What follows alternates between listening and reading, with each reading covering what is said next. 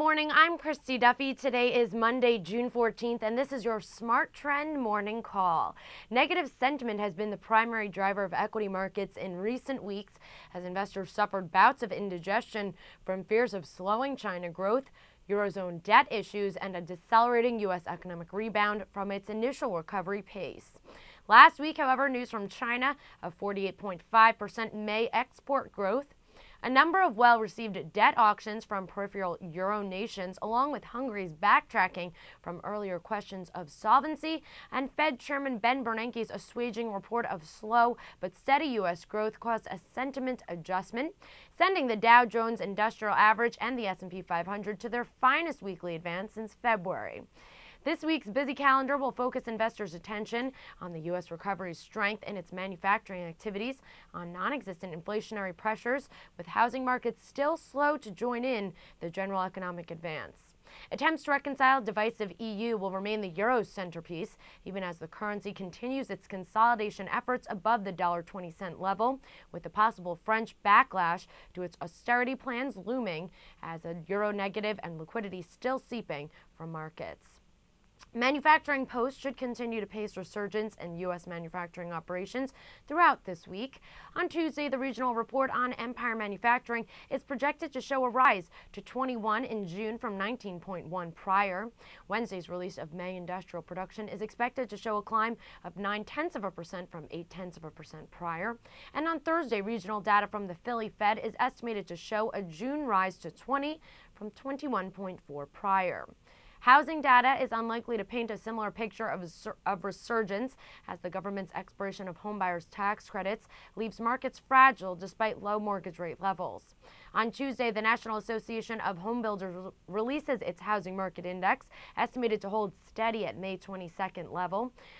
On Wednesday, May housing starts and permits are slated for release, with starts expected to show a 3.3% month-over-month decline and permits estimated to post a 2.5% rise from April levels. This translates into housing starts of 650,000 versus 672,000 prior, and permits at 625,000 versus 606,000 prior.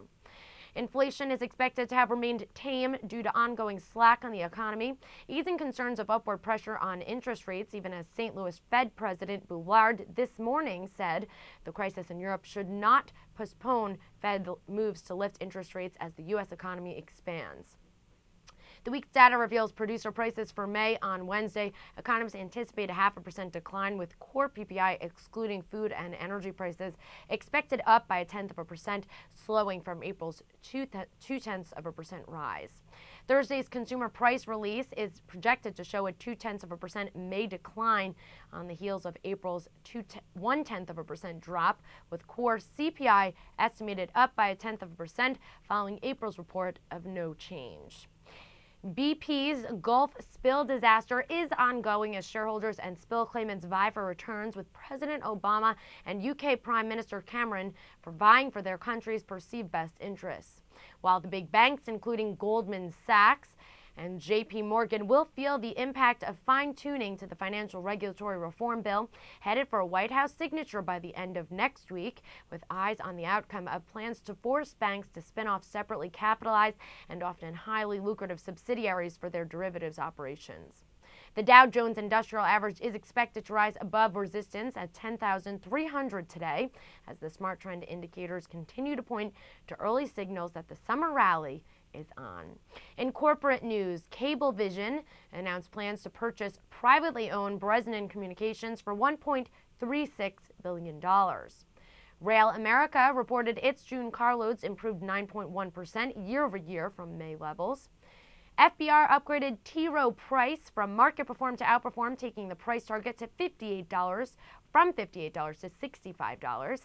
Citigroup upgraded PulteGroup shares from hold to buy with a price target of $14.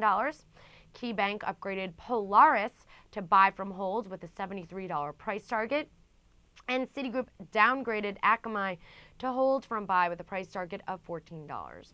Deutsche Bank initiated coverage of the airlines with a favorable review advising purchase of 6 major airlines, including Alaska Air, American Airlines, Continental, Delta, U.S. Airways, and United. Here are the top 5 stocks to watch that were in today's morning call. To examine the list of stocks changing trends in the last week, please visit www.tradethetrend.com.